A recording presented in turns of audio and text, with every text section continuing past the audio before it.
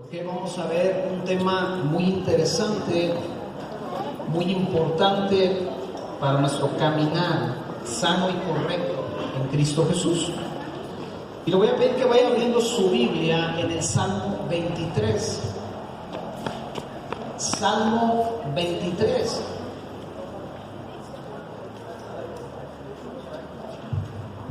Y el título, el día de hoy, es El Pastor. La semana pasada hablamos de las ovejas con pastor, pero hoy queremos escudriñar un poco la palabra en cuanto al tema de la dinámica de la persona, del oficio del pastor. Porque para que funcionemos bien dentro del cristianismo, en las dinámicas del cristianismo, debemos de saber los perfiles, por decirlo así, los requisitos, más bien dicho, que una persona, sea lo que sea dentro de una iglesia, debe de cumplir. Sea un creyente, un congregante, sea un líder, un anciano, un diácono o un pastor, ¿verdad? Y hoy queremos analizar un poco esa parte de qué es un pastor. Y el Salmo 23 dice lo siguiente: Jehová es mi pastor, nada me faltará. En lugares de delicados pastos me hará descansar. Junto a aguas de reposo me pastoreará. Confortará mi alma, me guiará por sendas de justicia por amor a su nombre. Aunque ande en valle de sombra de muerte, no temeré mal alguno, porque tú estarás conmigo. Tu vara y tu cayado me infundirán aliento. Aderezas mesa delante de mí en presencia de mis angustiadores. Unges mi cabeza con aceite, mi copa está rebosando. Ciertamente el bien y la misericordia me seguirán todos los días de mi vida, y en la casa de Jehová moraré por largos días. Y si vamos a Génesis capítulo 49, encontramos más información acerca. Génesis 49, verso 22, dice lo siguiente. Ya casi llegó. 49, 22 dice: rama fructífera es José, rama fructífera junto a una fuente, cuyos vástagos se extienden sobre el muro. Le causaron amargura, lo asaetearon y le aborrecieron los arqueros, mas su arco se mantuvo poderoso y los brazos de sus manos se fortalecieron por las manos del fuerte de Jacob, por el nombre del pastor, la roca de Israel. Y esta es la profecía que José recibió de su padre. Y lo que está diciendo estos versos es que la razón por la cual José no desmayó, a pesar de que sus hermanos lo vendieron como esclavo, a pesar de que en Egipto fue prisionero, a pesar de que fue acusado falsamente, él nunca se debilitó y llegó a ser el segundo hombre más poderoso de todo Egipto. La razón es porque él vivía bajo el pastoreo de Dios. Y leyendo estos pasajes, el Salmo 23 y Génesis 49, encontramos varias cosas. Encontramos, número uno, Dios es pastor. Es parte de la naturaleza de Dios el ser pastor. Dios no puede evitar que alguien venga a él y ese alguien comience a ser pastoreado por él. Está dentro de su naturaleza. Dios es amor, es parte de su naturaleza. Igualmente parte de su naturaleza es ser pastor.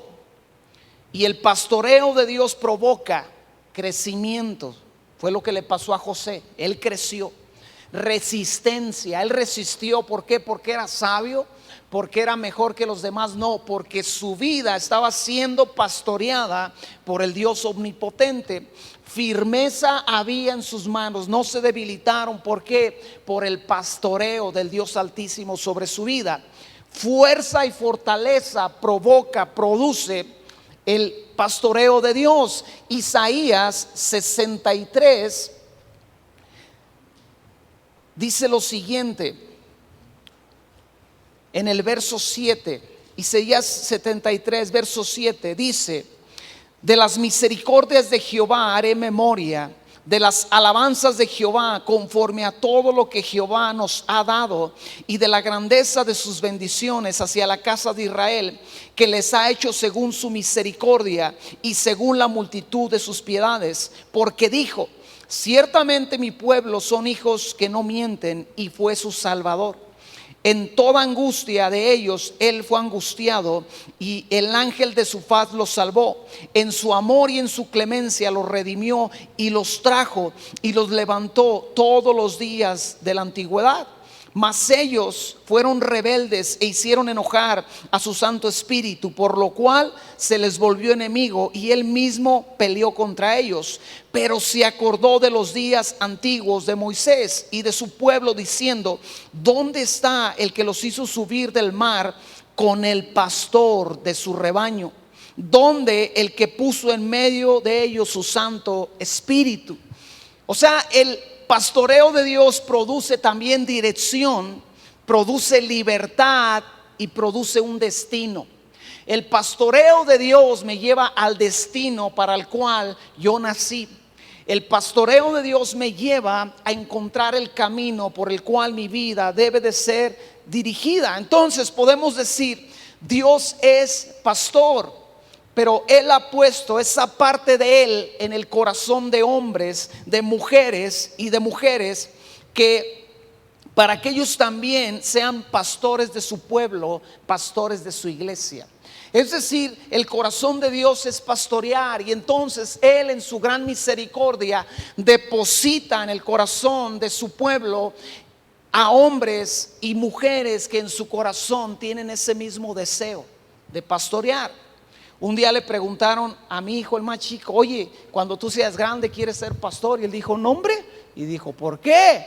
Dijo: para amar a toda la gente. No, hombre, el pastor tiene que amar a todos.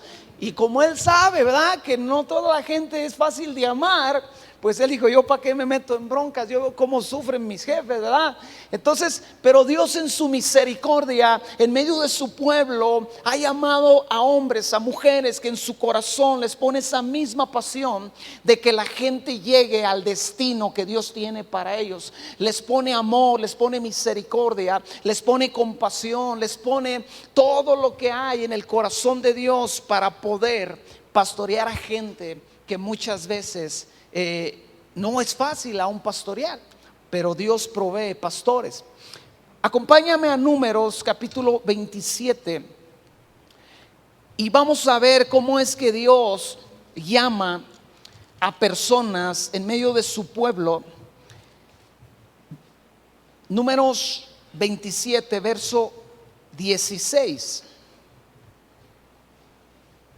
Dios le está diciendo a Moisés: tú ya vas a morir, no vas a entrar a la tierra prometida, no vas a más que a verla de lejos, pero te vas a morir. Y entonces escucha lo que este hombre, lo que Moisés habla con Dios en el verso 16. Dice: ponga Jehová, Dios de los espíritus de toda carne, un varón sobre la congregación, que salga delante de ellos y que entre delante de ellos, que los saque y los introduzca, para que la congregación de Jehová no sea como ovejas sin pastor. Y Jehová dijo a Moisés: toma a Josué, hijo de Nun, varón en el cual hay espíritu, y pondrás tu mano sobre él, y lo pondrás delante del sacerdote Eleazar y delante de toda la congregación, y le darás el cargo en presencia de ellos, y pondrás de tu dignidad sobre él, para que toda la congregación de los hijos de Israel le obedezca. Y él se pondrá delante del sacerdote Eleazar y le consultará por el juicio del Urim delante de Jehová. Por el dicho de él saldrán, y por el dicho de él entrarán, él y todos los hijos de Israel con él, y toda la congregación.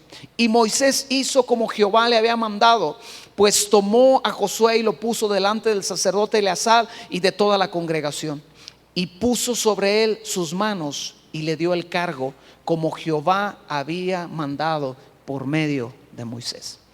La petición, la preocupación de Moisés, quien había dirigido al pueblo por muchos años, por 40 años en el desierto. Los había sacado de Egipto, los había llevado al desierto, había visto los fracasos del mismo pueblo, habían andado errando 40 años. Dios le dice: vas a morir, y su carga era: Dios, necesitan un guía, necesitan un hombre que los dirija, que los saque, que los lleve, que los introduzca, porque si no hay un hombre que los dirija, ellos serán una oveja, como un rebaño, como un redil, como unas ovejas que no tienen pastor.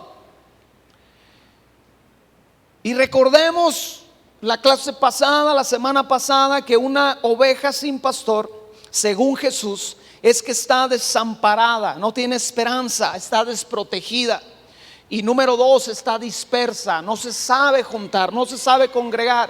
Y en el corazón de este hombre, de Moisés, había esa preocupación. Y le dijo: Dios, no hay problema con que me voy a morir. Lo que tengo problema es que no quiero dejar a esta gente desprotegida. Quiero irme estando seguro que hay alguien que está al frente de ellos que los va a cuidar. Y Dios cumple la petición de Moisés y le dice: tráeme a Josué. Josué se va a quedar en tu lugar. El Salmo 78, en el verso 70, nos habla de David como pastor. David fue rey. Salmo 78, en el verso 70, dice lo siguiente, hablando de David: eligió a David su siervo y lo tomó de las majadas de las ovejas, detrás de las paridas lo trajo, para que apacentase a Jacob su pueblo y a Israel su heredad. Y los apacentó conforme a la integridad de su corazón. Escucha lo que dice: los pastoreó con la pericia de sus manos. David, como pastor del pueblo, dice la Biblia que David los pastoreó con pericia, con la pericia de sus manos. La NBI lo traduce: los pastoreó con corazón sincero y con mano experta los dirigió. Y David, Moisés, Josué, Jesús mismo, Pablo, todos ellos fungieron como pastores, aunque eran muchas cosas. Por ejemplo, Moisés fue juez, fue profeta, fue maestro, pero era pastor de todo el pueblo. Josué fue un juez, fue un guerrero, un estratega militar impresionante, pero su labor, una de sus labores principales era pastorear a toda una nación. David es el rey más famoso, un gran músico, un profeta impresionante, pero dice el Salmo 78 que él fue pastor de todo el pueblo de Israel. Jesús mismo fue es el Mesías, el maestro, el profeta, el apóstol de nuestra fe, pero él es el pastor, es el príncipe de los pastores según la palabra de Dios. La vida de todos ellos y de muchos más, la vida de otros, fueron usadas a través de la historia para pastorear al pueblo de Dios. Y entonces hasta aquí podemos entender dos cosas, amada iglesia. Número 1, Dios es pastor por naturaleza. Dios no puede evitar pastorear, como no puede evitar amar. La consecuencia de conocer a Dios es que tú comenzarás a ser pastoreado por Él. Pero número 2, debemos entender que Dios llama en ese corazón, en esa esencia, en esa misericordia. Dios llama a otros a que le ayuden a pastorear. ¿Hasta aquí vamos bien? Pero tú y yo debemos de saber que esas personas que Dios llama deben de tener ciertas características. Y lo que hoy quiero que comencemos a ver, amada iglesia, es las características de un pastor según la palabra de Dios. Y si volvemos a leer el Salmo 78, en el verso 70, dice así, hablando de David: eligió a David su siervo. Y aquí encontramos la primera característica que debe de tener un pastor. Número uno, Dios lo elige. Número uno, amada iglesia, a los pastores no los elige una junta democrática, a los pastores no los elige un instituto bíblico, a los pastores siempre los ha elegido Dios. Dios habla al corazón de un hombre, de una mujer. Dios habla al corazón de alguien y él entiende, ellos entienden, un matrimonio entiende, Dios nos ha llamado a pastorear. Déjame decirlo así, a los pastores no los eligen los mismos pastores. Ellos corroboran el llamado, ellos certifican y están de acuerdo porque el mismo Espíritu les dice, pero es Dios. Si usted lee el libro de los Hechos, cuando Dios llama a Pablo, dice: el Espíritu Santo dijo apartarme a Bernabé y a Saulo. Y los líderes de la iglesia confirmaron que Dios estaba llamando a Pablo a que fuese de misionero, a ser uno de los pastores más impresionantes del Nuevo Testamento. Pero fue el Espíritu Santo. Martín Lutero decía lo siguiente: la iglesia no ordena ministros, quien los ordena es Dios. Y la iglesia solamente corrobora que Dios está ordenando a ese hombre al ministerio. ¿Quién eligió a Moisés, a David en el Salmo 78? Dios. Pero podemos hacer la misma pregunta: ¿quién eligió, quién escogió a Moisés? Di conmigo: Dios. Éxodo 13, verso 10, Dios le dice: ven por tanto, ven ahora y te enviaré a Faraón para que saques a mi pueblo de Egipto. ¿De quién fue la ocurrencia que el hombre tartamudo fuera el pastor? De Dios. ¿De quién fue la idea de que el hombre de 80 años fuese llamado a sus 80 años? Porque si tú no sabías o no te acordabas, Moisés fue llamado a sus 80 años. Estuvo 40 años en Egipto, ahí como en la casa de Faraón. A los 40 se va y se aventó otros 40 allá en el desierto pastoreando ovejas. ¿De quién fue la idea de llamar a un hombre ya de 80 años, tartamudo, inseguro, que tenía que ser ayudado por su hermano mayor para llevar el mensaje? De conmigo: fue idea de Dios. Y Dios lo tuvo 40 años pastoreando a toda una nación, a la congregación más grande que ha existido en la historia, de millones y millones de personas, sin contar chivos y vacas y mulas. ¿Quién escogió a Josué? Pues si tú lo vuelves a leer en Números 27, Dios le dijo: está bien, tráeme a Josué. Es Josué. O sea, Moisés no propuso. Moisés no le dijo: mira, pues tengo a Josué, él ha estado conmigo, es mi amigo, es mi camarada, es joven, es guerrero, él te conviene. Dios le dijo: está bien lo que me estás pidiendo un guía, un pastor para esta nación, tráeme a Josué. Él es. Entonces, número uno, debemos entender que es Dios quien elige a las personas que van a pastorear a su iglesia. ¿Quién eligió a Jesús?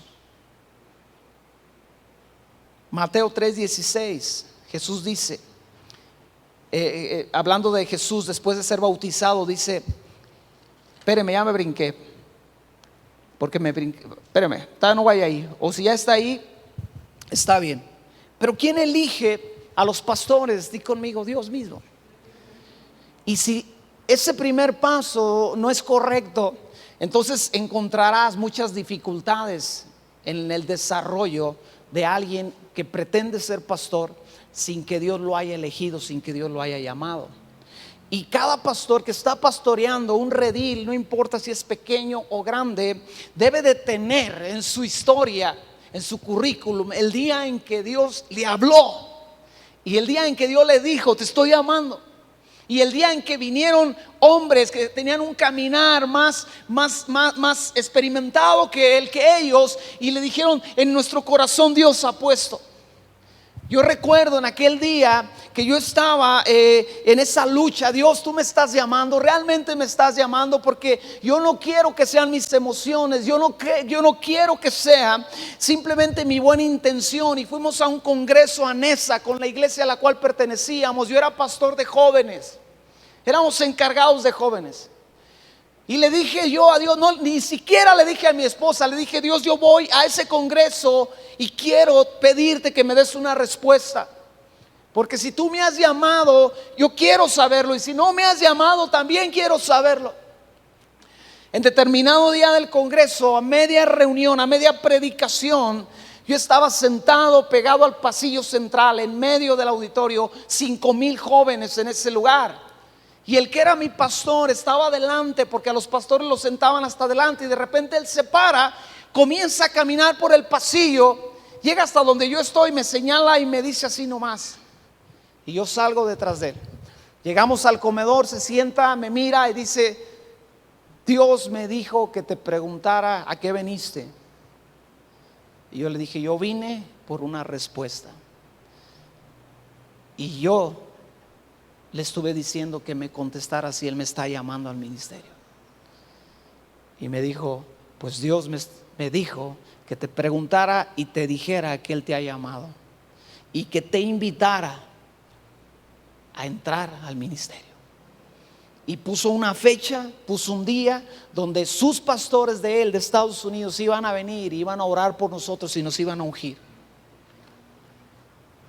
Pasaron varios años, estuvimos en esa iglesia ministrando, sirviendo, viendo la mano de Dios, apoyando incondicionalmente a nuestros pastores. Un día tuvimos que salir de ese lugar, llegamos con nuestro pastor Eliud, y él me dijo: flaco, yo sé que tienes un llamado, solamente quiero que tomes el tiempo a escuchar la voz de Dios. ¿Qué quieres hacer? Le dije: Dios ha puesto en mi corazón comenzar una obra. Dijo: vamos a orar, y si Dios te lo dice a ti, me lo va a decir a mí. Y un día me llama y me dice: flaco, ¿qué te está diciendo Dios? Le dije: no ha cambiado el canal, no ha cambiado la señal, me dice que tengo que empezar algo. Me dice: flaco, lo mismo me está diciendo a mí. Así que puso una fecha donde orarían por nosotros y nos enviarían a abrir esta congregación. Pero debe de haber una historia así.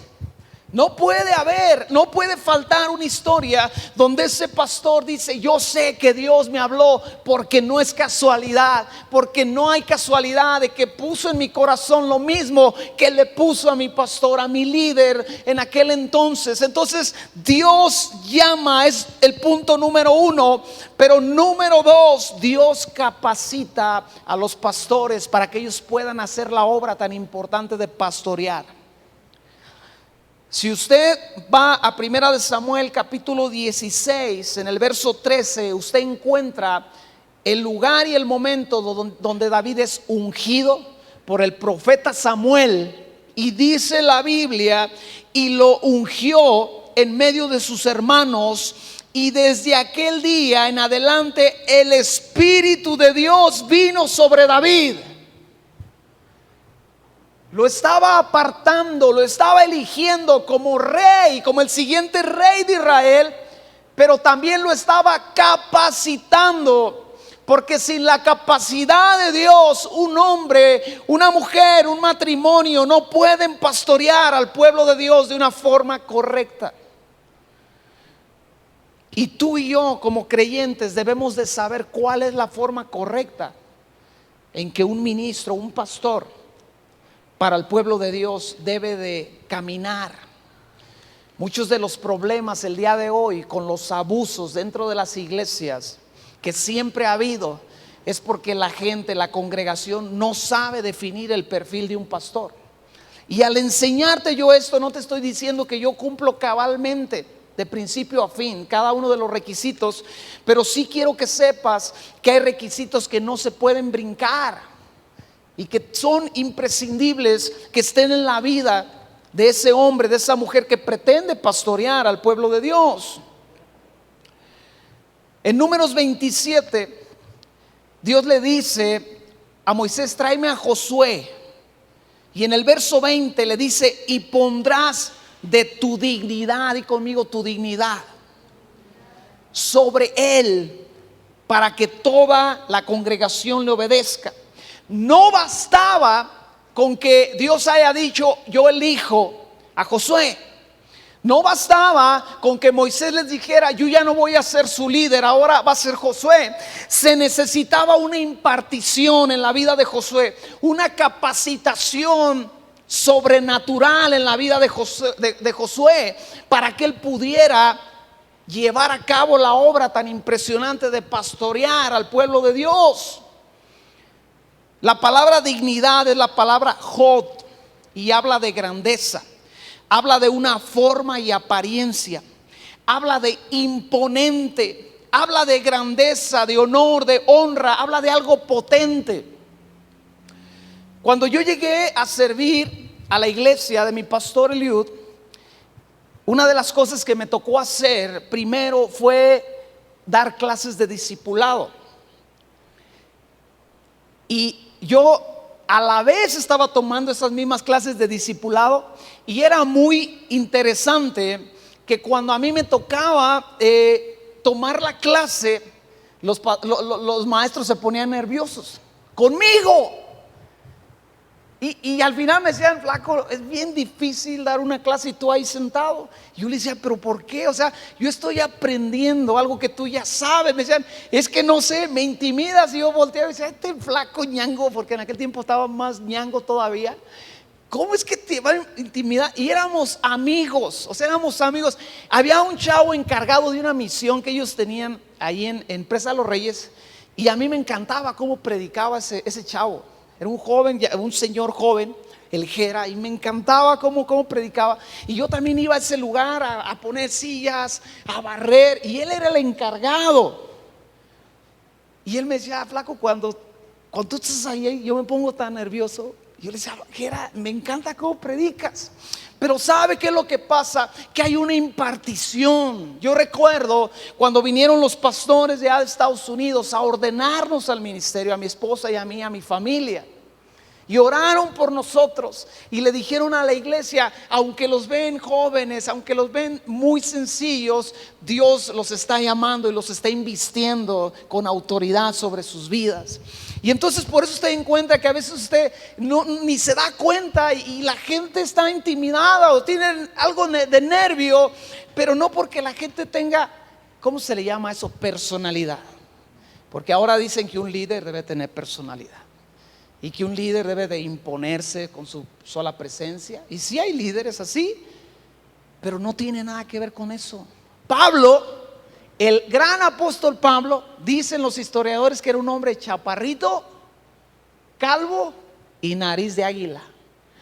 Y según algunos teólogos aseguran que él tenía una enfermedad en los ojos. O sea, tenía ojos de perro lagañoso, pues, para que me entienda. Y uno dijera el día de hoy: ¿quién quiere tener un pastor así? ¿Verdad? Todos quieren al pastor del Justin Bieber, que es bien tatuado y bien mamey y no sé qué tanto, que bueno, ya salió con sus cosas, pero no tiene nada que ver con eso. Mi pastor se paraba, era un año mayor que yo, y se paraba delante de grupos de pastores, y ese hombre tenía una autoridad de parte de Dios. Me ganaba con un año, yo lo veía como si fuera 20 años mayor que yo. Era impresionante, porque tenía algo de parte de Dios. Entonces Dios llama, pero Dios capacita a ese hombre, a esa mujer, a ese matrimonio. Y si no pasa eso, no va a lograr ella no va a lograr pastorear efectivamente. A Jesús en Mateo 3:16, ahora sí dice: y he aquí, los cielos fueron abiertos, y vio al Espíritu de Dios que descendía como paloma y venía sobre de él. Jesús mismo fue llamado, fue escogido. Una de sus frases favoritas era: mi Padre me envió. ¿Quién la hace de todos? Prácticamente era lo que decía: mi Padre me envió. Y a los fariseos no les parecía, y él decía: bueno, pésele a quien le pese, mi Padre me envió. Pero no solamente lo envió, lo capacitó. Le dijo: te doy el Espíritu sobre tu vida para que puedas pastorear este pueblo. No solamente estos 3 años que vas a predicar el evangelio, por toda la eternidad vamos a ser pastoreados. Él es el príncipe de los pastores, según la palabra de Dios. Ya me llamó, ya me capacitó, pero quiero poner en el punto número 3 un punto muy importante, porque para mí se me hace demasiado importante por lo que he visto y por lo que he vivido. Número 3, el pastor es humilde y es manso. Humildad y mansedumbre es el punto número 3, la característica número 3 que un pastor, que una mujer que pretende pastorear o un matrimonio que pretenden pastorear a Dios deben de tener. Di conmigo: humildad y mansedumbre. David en el Salmo 25 verso 9 dice: encaminará a los humildes. Él está hablando de Dios. Dice: Dios encaminará a los humildes por el juicio y la enseñanza, y a los mansos les enseñará su carrera. ¿A quién? A los humildes les va a dar juicio, y a los mansos les va a enseñar el camino por el que deben de andar, su carrera. Pero no solamente esto. David en el Salmo 138 verso 6 dice: porque Jehová es excelso y atiende al humilde, mas al altivo mira de lejos. Por eso un pastor siempre debe de ser caracterizado en su vida, en su ministerio, por ser alguien humilde. Ya cuando ese pastor se le infla el ego porque tiene muchos likes en su página, porque lo invitan a predicar aquí y allá, porque empieza a tener dinero, porque su iglesia empieza a crecer y empieza a tener éxito, todo eso está bien y es excelente. Pero cuando todo eso lo lleva al orgullo, dice el pastor David que Dios lo empieza a ver de lejos, que Dios lo aleja de él, porque él resiste al orgulloso. Ahora, le estoy diciendo que esto yo lo puse en tercer lugar porque para mí es muy importante, no solamente por lo que he visto, por lo que he vivido. ¿Sabe por qué? Porque a mí de ahí me bajó Dios. No se necesita tener muchos likes, no se necesita tener muchos seguidores en internet, no se necesita ni siquiera ser pastor de una iglesia. Simplemente empiezas a colaborar y empiezas a ver que lo que tú haces en un ministerio es importante, y que lo que tú haces en un ministerio comienza a ser alabado. ¿Y qué cree que pasa con el corazón? Empieza a hacerse así. Y luego llegas a los lugares y te conocen. Ah, tú eres fulano de tal. Ah, siéntate en este lugar que tenemos reservado para ti. ¿Con cuántas cucharadas de café, de azúcar quieres su café?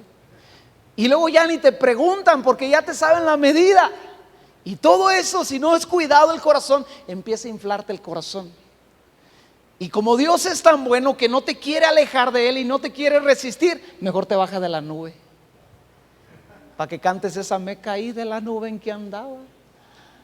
Yo recuerdo el primer día que llegué a la iglesia de mi pastor Eliud y me recibe. Yo iba todo tronado porque mis planes de ministerio estaban en el suelo y no había esperanza de que algo sucediera. No había la punta de la hebra donde yo tenía que empezar a jalar. Estábamos dolidos, confundidos, pero sabíamos que Dios nos había llamado a dar ese paso. De eso estábamos seguros. Y llego, y en el estacionamiento un hermanito que era puro amor me recibe y me conocía, me dice: flaco, hermano, ¿cómo estás? Y me abraza, ¿no? Y que eso confortó mi alma, me sentí bien. Pero entro al auditorio y el que estaba de decán me dice: hermano, ¿vienes a predicar? Y le dije: no, vengo a llorar.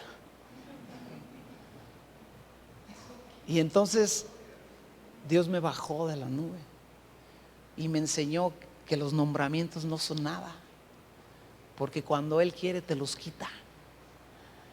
Que el ser conocido, por lo menos en la localidad donde vives, en la iglesia local de Morelia, no es nada, porque cuando Él quiere te baja de la nube. Y me bajó.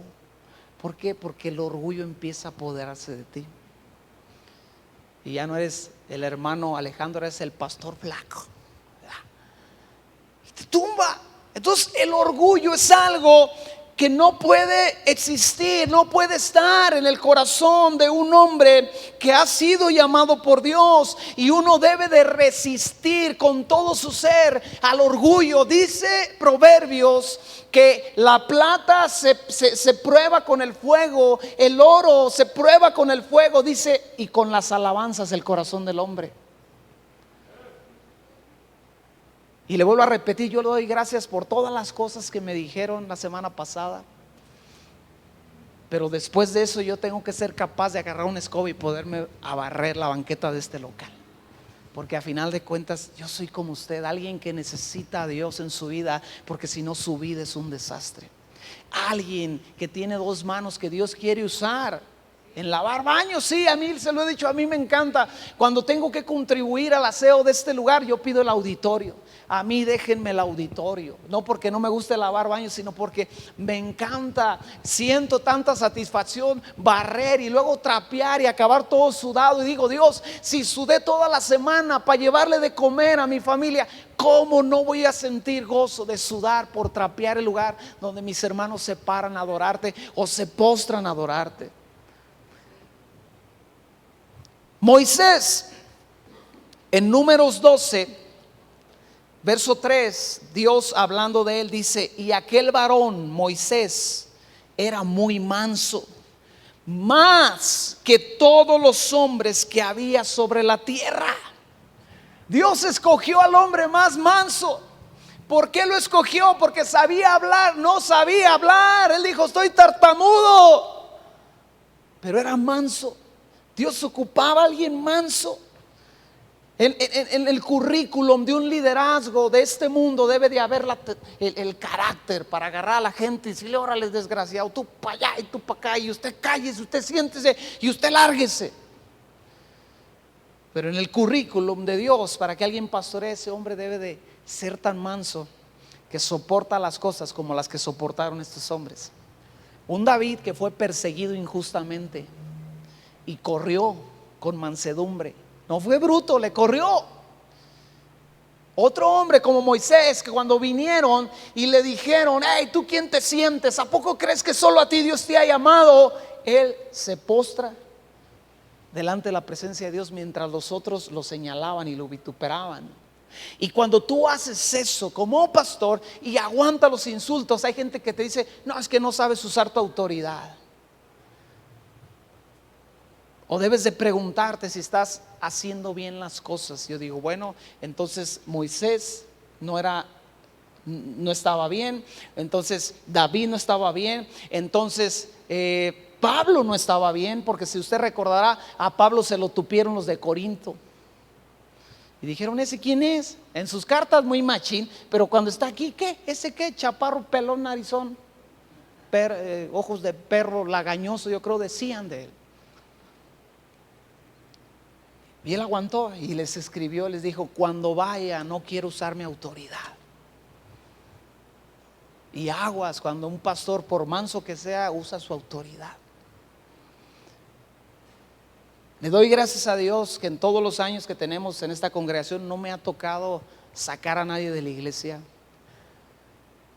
No me ha tocado cerrarle la puerta a nadie. Pero por ejemplo, una vez hablaba con una persona que no quería ordenar su vida y estaba haciendo cosas que un cristiano no hace. Y le llamé por teléfono, le dije: oye, hay esta situación, nomás quiero que me digas si esto es verdad, porque hay personas que tienen información y pruebas de que tú estás haciendo esto. No, yo soy inocente y quiero ser. Te estoy dando la oportunidad de que si hay algo que estás haciendo mal, tú te arrepientas y te vuelvas a la santidad, a la verdad de Dios.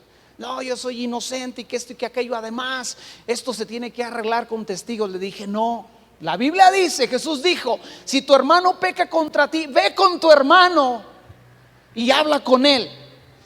Si no te hace caso, entonces toma a 2 o 3 testigos y ve y habla con él.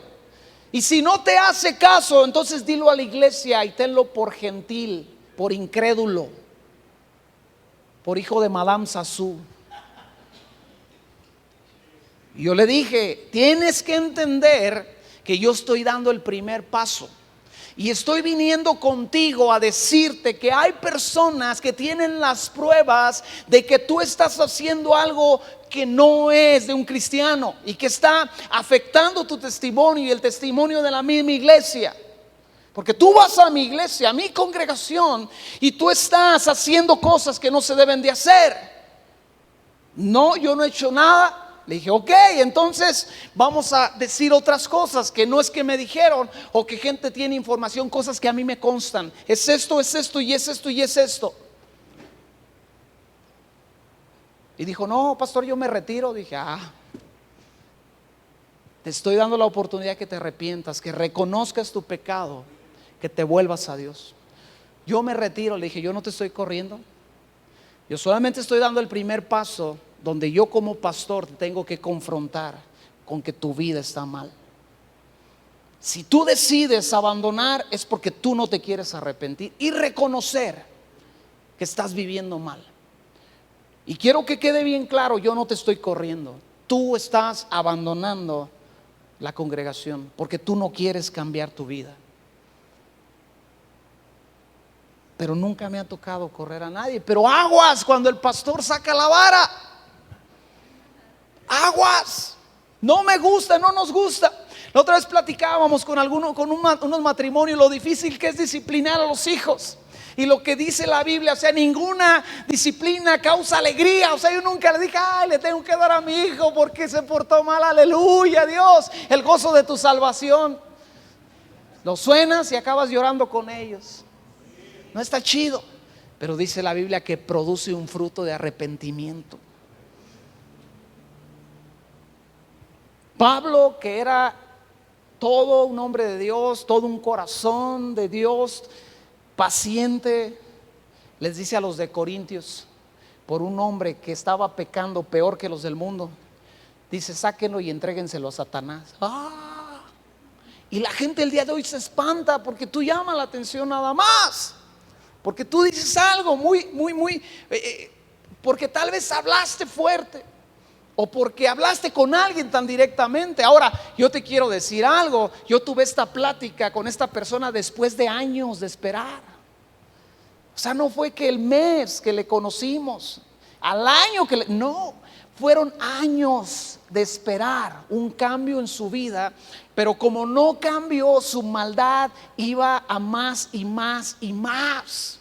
Y llegó al punto donde esa maldad empezaba a afectar a la misma congregación. Entonces, mansedumbre y humildad es lo que debe de haber. Jesús dijo en Mateo 11:29, aprended de mí que soy manso y humilde de corazón. ¿Sabe que a mí me han dicho que soy una persona que no soy tan apta para pastorear porque espero mucho? Me han dicho, no, es que tú no haces nada. Y digo, es que Dios le dijo a Moisés que Él es tardo para la ira y grande en misericordia. Y si Dios me ha llamado a pastorear su iglesia, yo debo demostrar las mismas cosas. Ahora hay gente que se quiere pasar de lanza, ¿no? Entonces sí, ahí sí hay que ponerse bien trucha. Pero, hermanos, ¿cuántos de nosotros ya no la regamos después de que conocimos a Cristo? No es cierto, todos la regamos después de que conocimos a Cristo. No hay. Yo la regué. Y el pastor tuvo que ser paciente conmigo. Hice cosas en buena onda, pero que no estaban bien hechas. Ven para acá, y me hacía así, ya nomás me hacía así, y ya la regué otra vez. Entonces el pastor debe ser manso, debe ser humilde, debe de revolverse entre la gente, debe de andar ahí entre la gente, debe de vestirse igual que la gente, a su gusto tal vez, como a él le gusta, pero debe de vivir entre la gente. Un día me dijo una persona con muy buen corazón, me dijo, ya cuando la iglesia crezca y hay economía, ya te vi viviendo en Altozano. Dije, sácate a la fregada, si yo he crecido puro barrio aquí, el Porvenir ahí en la calle Framboyana, una cuadra de la avenida Michoacán. Luego de ahí nos fuimos a las Margaritas, aleluya, ahí está la unción. Luego de allá a la Carlos Salazar, no, ahí pasa el río del Espíritu Santo. Me quieren llevar a Altozano, no hombre, pues qué bueno que hay gente que tiene la economía y las ganas de vivir en Altozano. Y tú puedes vivir en Altozano y ser la persona más humilde y sencilla. Pero también puedes vivir en un cuchitril, tener 2 ovejas y sentirte el ungido del Señor. Porque orgullo tiene que ver con el corazón, no con lo que tienes. Lo que tienes llega a afectar tu corazón. Hasta aquí vamos bien. Di conmigo humildad. Di conmigo, un pastor debe ser humilde. ¿Ok? Número 4, muy importante. Los pastores son falibles, se equivocan. Di conmigo, ay Jonás. Di conmigo, no me digas eso. Se acaba de caer la teoría, la doctrina de que los pastores son perfectos. No, los pastores se equivocan. Deben de esforzarse, deben de cambiar aquellas cosas en las cuales se equivocan, deben de aprender de los errores que cometen. Pero déjame decirte, déjame sacarte de ese sueño, ¿verdad?, de fantasía. Déjame bajarte de la luna y decirte, los pastores nos equivocamos, los pastores la regamos. Los pastores seguimos en esa dependencia de que Dios nos dirija en nuestro diario vivir para cometer los menos errores posibles en nuestra vida. Moisés se enojó y golpeó la roca enojado. Él tenía que golpear la roca para que el agua saliera, pero como estaba enfadado, como estaba enojado de que el pueblo nomás no le salía algo, y luego venía y chillón, para eso nos sacaste del desierto, desgraciado. Nos hubieras dejado allá nos daban de tragar, tú aquí nomás nos tienes tragando puro cornflakes sin azúcar. Queremos carne, queremos pepinos, queremos puerros, queremos pues lo que allá nos daba Faraón. Y en esta ocasión no tenían agua. Y vinieron y le dijeron, no hay agua, Moisés, nos estamos muriendo de sed, allá ves cuer con hielo, frío. Tú nada aquí, ni un suba sin gas. Y Moisés se enojó y le dijo, Dios, ve a la peña, háblale, golpéala y va a sacar agua. Y Moisés fue y hizo lo que Dios hizo, le dijo, pero se enojó y le dio, ¡pum!, órale. Y eso fue lo que le costó no llegar a la tierra prometida. Pero cuando él habla con Dios, le dice, no vas a entrar porque me deshonraste delante de la nación cuando te enojaste y golpeaste la peña. Y no entró a la tierra prometida. Y conmigo, Moisés se equivocó.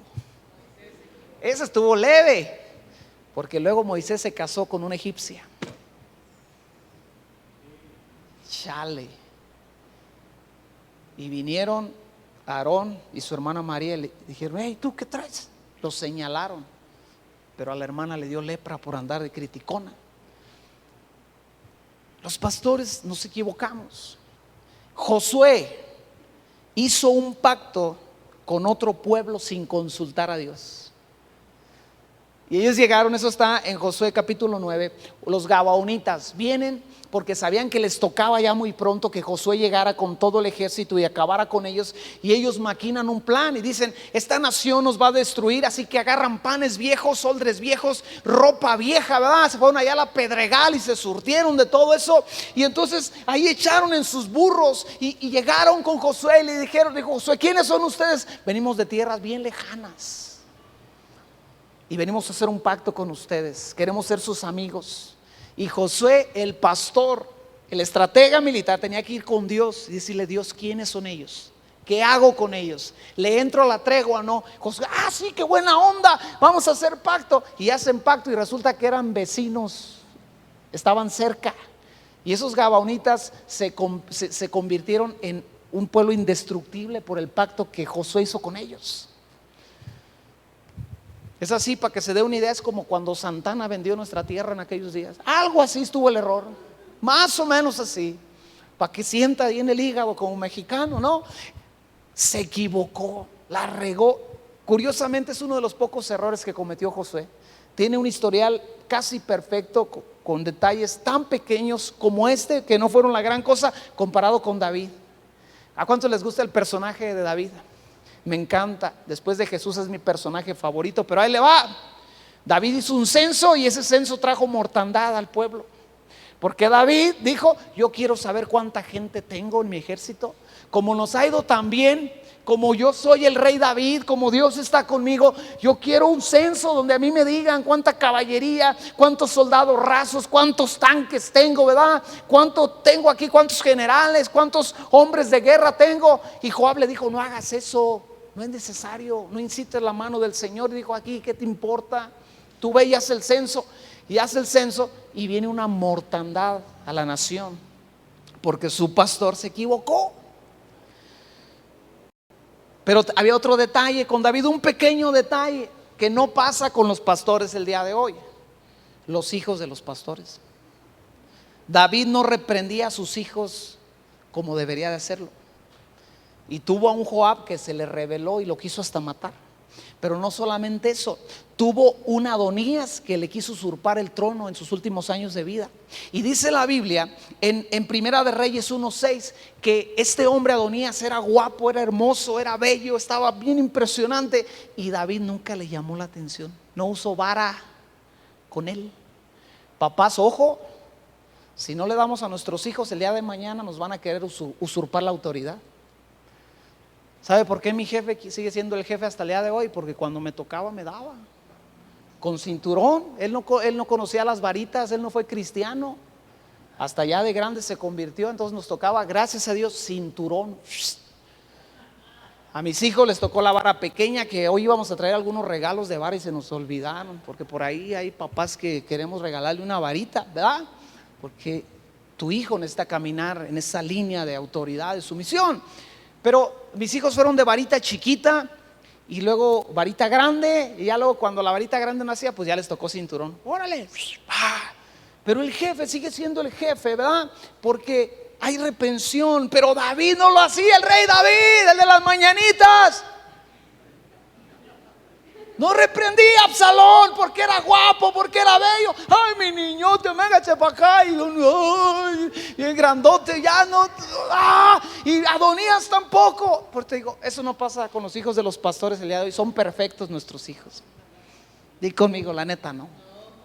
La neta, mis hijos no son perfectos. La neta, no he cumplido del todo perfecto en la educación de mis hijos. La neta, mis hijos alguna que otra vez han tenido actitudes que no están chidas,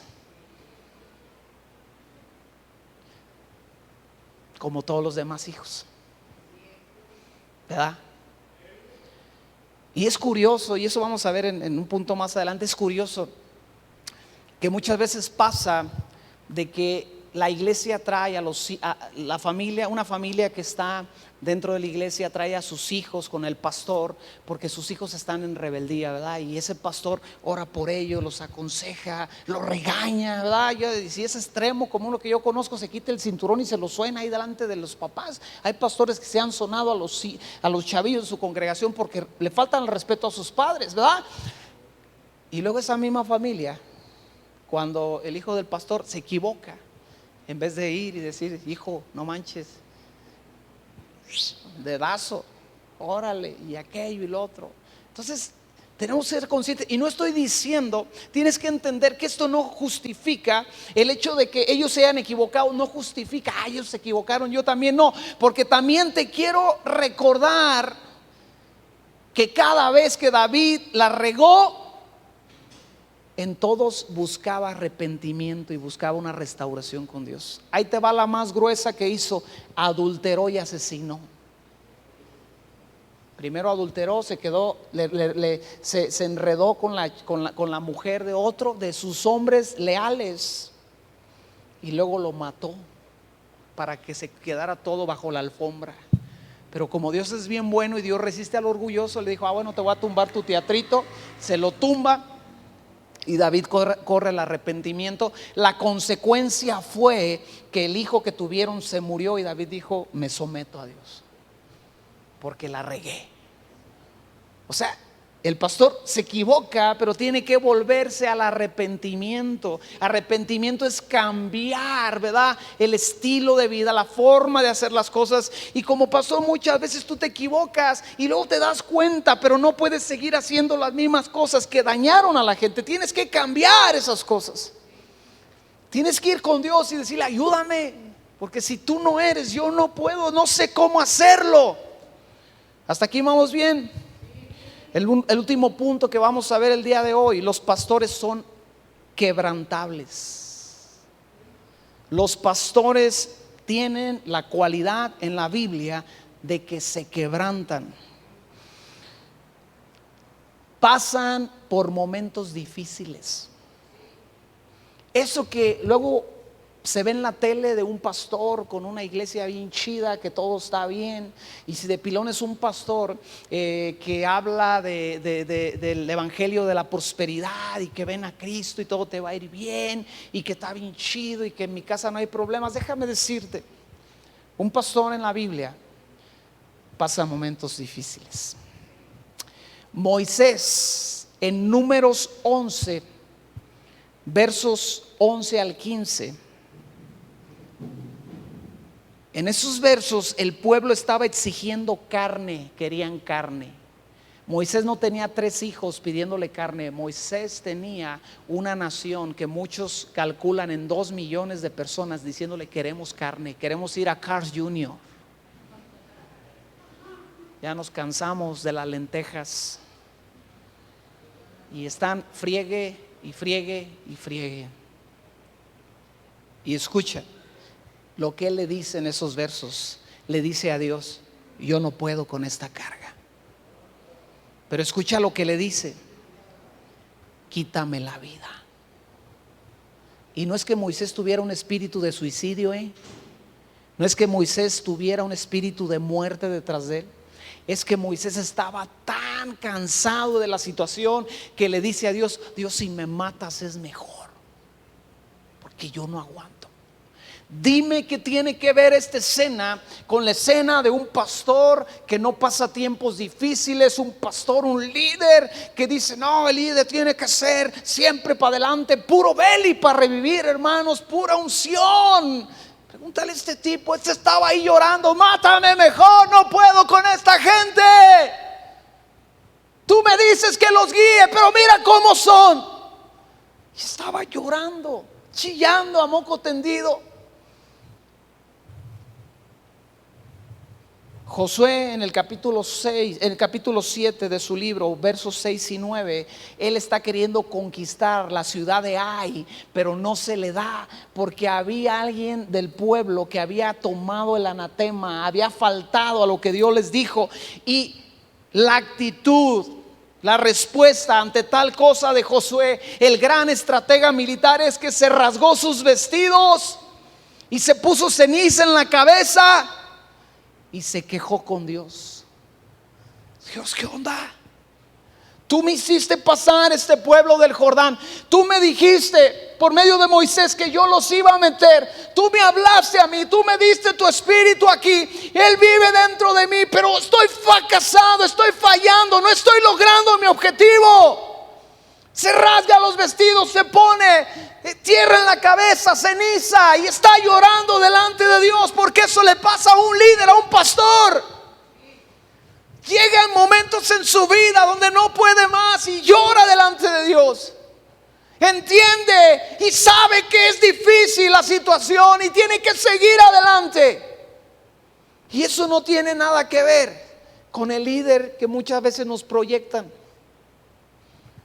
de que son hombres imponentes, de que son hombres que no lloran y que como Dios está con ellos todo les sale bien.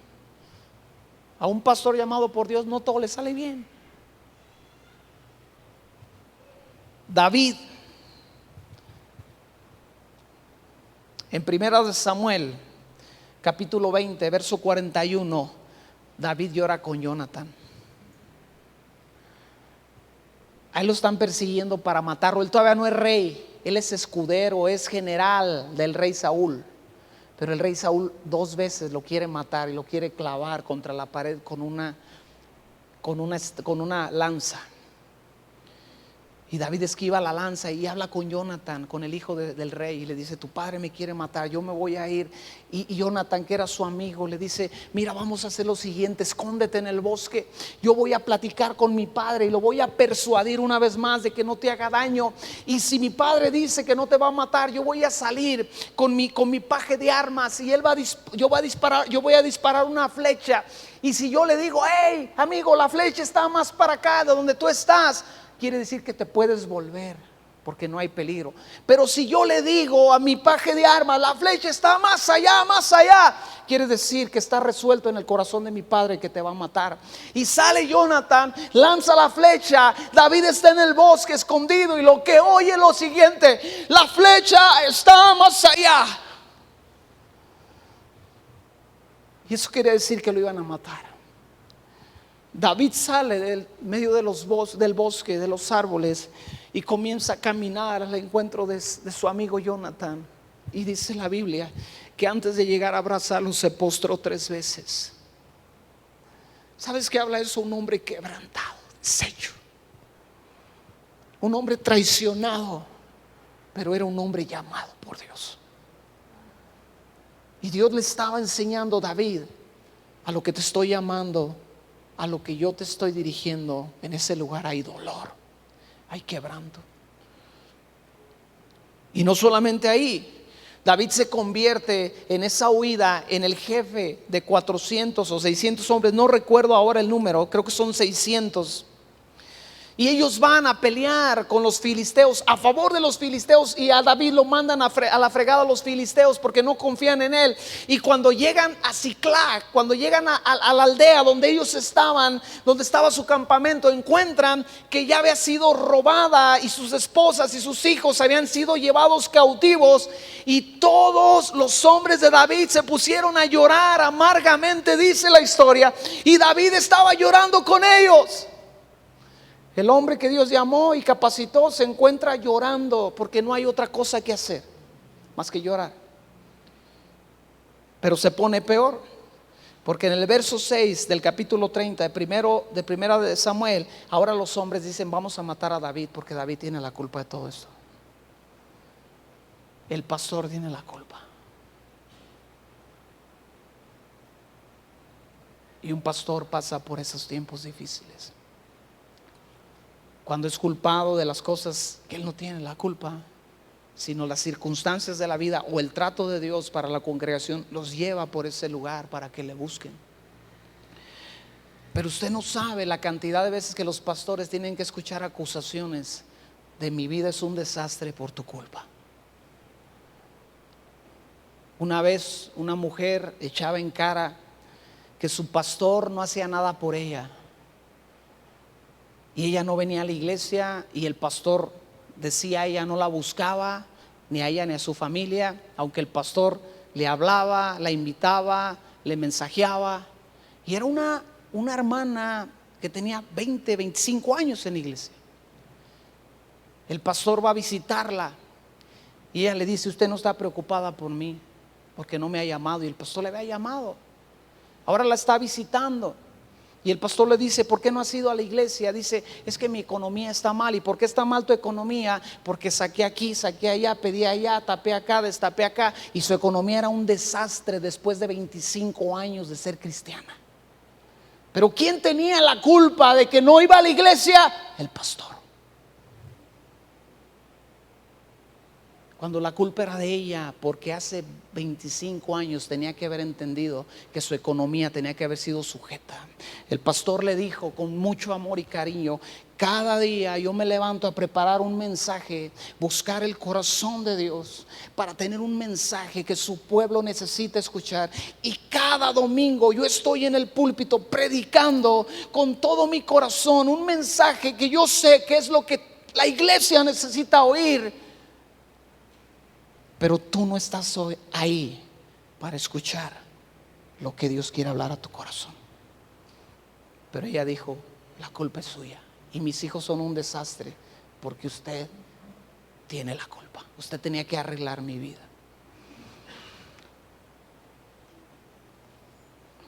Se pone mejor. David ya es rey en 2 de Samuel capítulo 15. Ya ha sido rey sobre todo Israel, pero su hijo Absalón se le revela y va en busca de él para matarlo. Y David subió, dice el verso 30 del capítulo 15, subió el monte llorando, descalzo y con la cabeza cubierta de ceniza. El gran pastor de Israel, deshecho a ojos de todo el mundo. Y hay un hombre llamado Simeí, si no recuerdo, del linaje de Benjamín, que le sale al encuentro y le empieza a arrojar piedras y le dice: hey tú, asesino, Barbaján, eres un desgraciado y Dios ha traído el juicio en contra de ti porque fuiste un asesino y tú mataste. Y el diablo aprovecha esos tiempos de dificultad en la vida de los pastores para traer acusación. Y aunque él no es culpable muchas veces de que hay hogares que no se arreglan, no porque él no quiera, no porque él no ore, no porque él no enseñe, no porque él no visite, sino porque esos hogares no quieren someterse a la voluntad de Dios, viene el diablo y le dice: si es tu culpa. Pero hubo un hombre al lado de David que le dijo: déjame atravesar y yo lo mato. Y David le dice: déjalo. Si Dios puso en su corazón que maldijese, déjalo que maldiga. O sea, David estaba aguantando vara. Y esa es la diferencia, ¿sabe? Usted ahí corrobora que Dios lo llamó porque usted encuentra que usted en su propia persona no puede aguantar vara, pero Dios le da la capacidad de aguantarla por su espíritu y por su amor en usted y por el llamado. Recuerdo una vez un hombre que vino a hablarme mal de su pastor y estaba acusándolo: no, este hombre hizo esto y es así y es aquello y el otro. Y yo le dije: te voy a decir una cosa, ese hombre será lo que tú quieras que sea, pero es un hombre que sigue adelante a pesar de sus mismos errores. Y tú estás estancado, le dije, te estás quedando porque estás parado viendo los errores que ese hombre comete. Y sí, es verdad, no es perfecto, pero hay una cosa en la cual te gana: no se raja como tú, chillón. Y le digo: ¿dónde está ese hombre que me vino a hablar mal de su pastor? Allá afuera.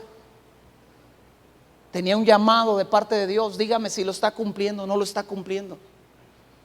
Sin embargo, ese pastor que él criticó, que él señaló, a jalones y estirones, pero ahí va para adelante, ahí la lleva. Ha entendido algunas cosas, otras no, pero ahí la lleva. Ahí va, ahí va, ahí va, ahí va. Y ese pastor se va a presentar delante de Dios diciéndole: Señor, la neta le hice la lucha. Y el otro rajón, dice la Biblia que los cobardes no heredarán el reino de Dios, los sacatones. Y David estaba aguantando vara. Dijo: mi hijo me persigue, ya no estoy reinando sobre todo Israel, y de pilón este infeliz me está maldiciendo, y de pilón no puedo encandilarle a mi mejor guerrero para que lo mate, porque debo de aguantar vara. Pablo, en Hechos capítulo 27 verso 20, dice: está camino a Roma para ser enjuiciado. Está dentro de la voluntad de Dios, él está cumpliendo la voluntad de Dios, pero el barco se mete en una tormenta. Y dice Pablo, el gran apóstol Pablo, en el capítulo 27 verso 20 de los Hechos, dice: y no apareciendo ni sol ni estrellas por muchos días, y acosados por una tempestad no pequeña, ya habíamos perdido toda esperanza de salvarnos. Un pastor llamado por Dios vive momentos donde siente que ya no va a continuar el asunto. Pablo, tú estás ahí para animarlos. Pues estoy aquí porque Dios me trajo aquí, pero la neta es que me siento peor que ellos.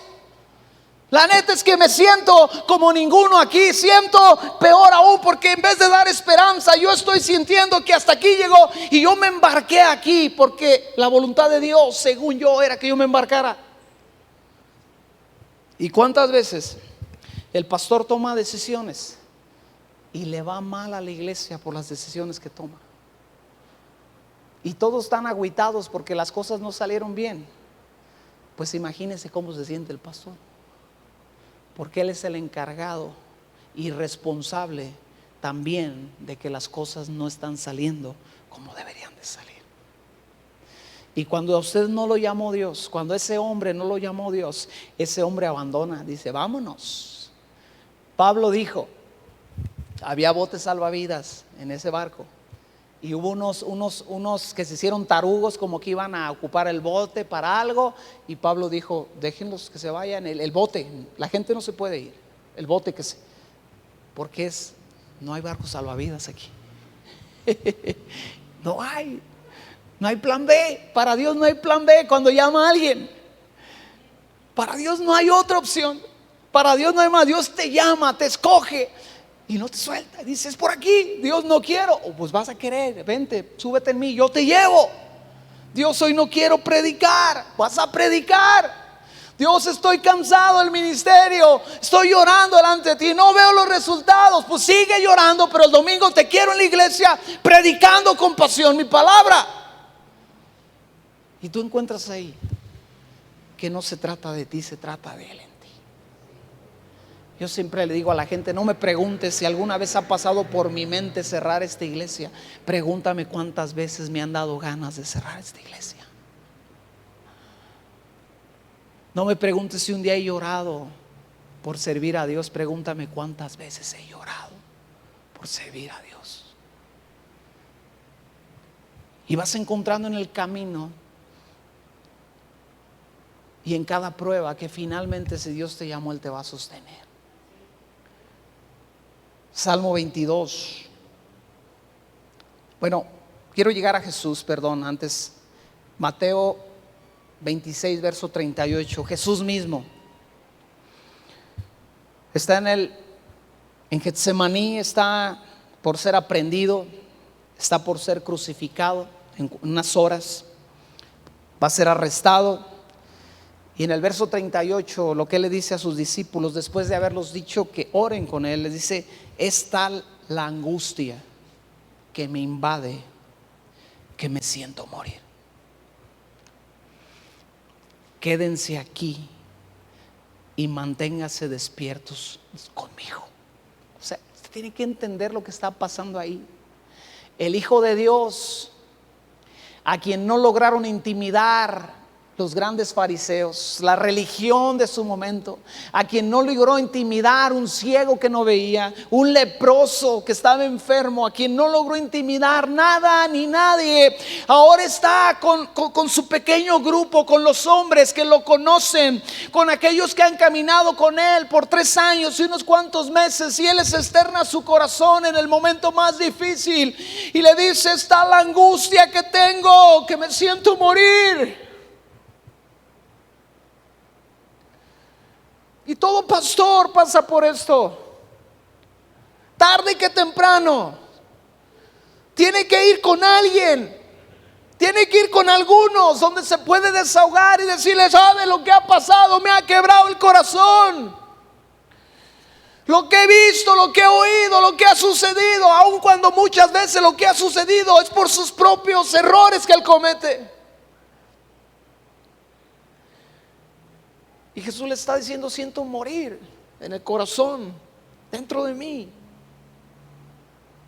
Y cuando yo pretendo ser un pastor como aquel que es el príncipe de los pastores, yo debo de entender que hay momentos de quebranto en la vida de aquellos que Dios ha llamado a pastorear a su iglesia. Y la iglesia debe de entender esto. ¿Por qué? Porque cuando ven a su pastor firme, yendo adelante, fuerte, constante, que no se equivoca, la iglesia está: oh, wow, qué grande es, qué bueno que tenemos este pastor. Pero cuando ese pastor cae en un tiempo de quebranto, sabes que muchos los abandonan. Cuando ese pastor muestra un área de debilidad en su vida, en vez de apoyarle y decirle: pastor, tú no eres bueno en esto, pero yo soy excelente en esto, así que déjame apoyarte con esto, ellos dicen: no, tú eres un mal líder y creo que mejor me voy, porque tu liderazgo es débil, porque tu liderazgo no es perfecto. Pero Dios está probando los corazones a final de cuentas. Y Jesús les dijo: quédense despiertos conmigo. Y eso te habla de una ternura del corazón del pastor, cuando es capaz de entender: yo necesito a la gente, yo necesito a la congregación, yo necesito que oren por mí, yo necesito que me echen porras, yo necesito que me entiendan, yo necesito que me perdonen cuando la frustración me lleva a actuar de una forma incorrecta. Salmo 22. Y ahora sí, con esto terminamos.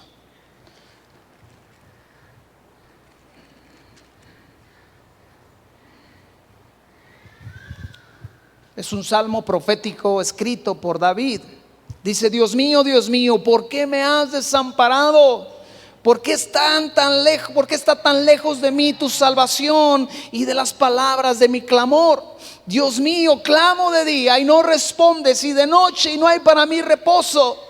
Pero tú eres santo, tú que habitas en las alabanzas de Israel. En ti esperaron nuestros padres, esperaron y tú los libraste. Clamaron a ti y fueron librados, confiaron en ti y no fueron avergonzados. Escucha el verso 6. El gran David, ¿cómo se siente? Mas yo soy gusano y no hombre, oprobio de los hombres y despreciado del pueblo. Todos los que me ven se escarnecen, estiran la boca, menean la cabeza diciendo: se encomendó a Dios. Pues Dios que lo salve, sálvele pues en él se complacía. Pero tú eres el que me sacó del vientre, el que me hizo estar confiado desde que estaba en los pechos de mi madre.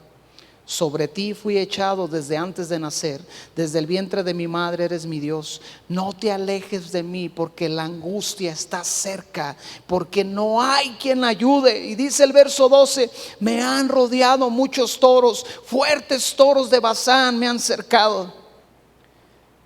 Abrieron sobre mí la boca como león rapaz y rugiente.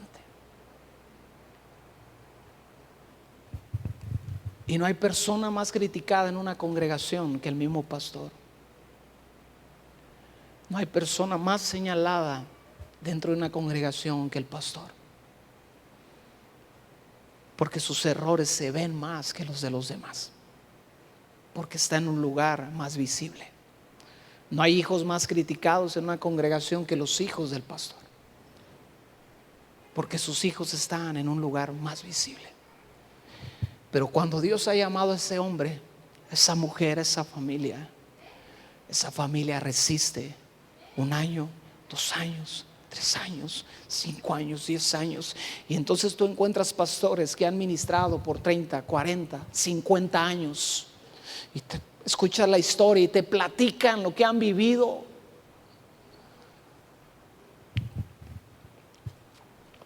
La semana que entra seguiremos hablando, entendiendo, aprendiendo un poco más de la dinámica, del perfil de un pastor. ¿Hasta aquí estamos bien? Nos ponemos de pie, amada iglesia. Puedes respirar, ¿sí? Pensé que era más chido, pensé que era más fácil.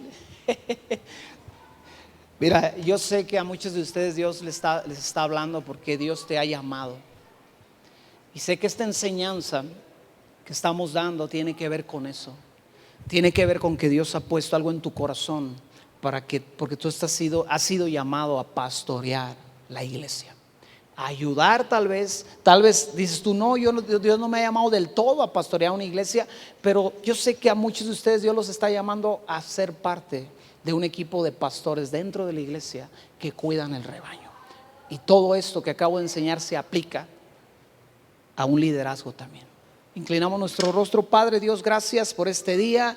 Gracias te quiero dar por esta hermosa congregación que tú juntaste en este lugar por tu buena voluntad. Te quiero pedir, Dios, que los bendigas, que los guardes, que los cuides en esta semana. Te quiero pedir que les multipliques, Dios, gracia, unción, poder sobre su vida.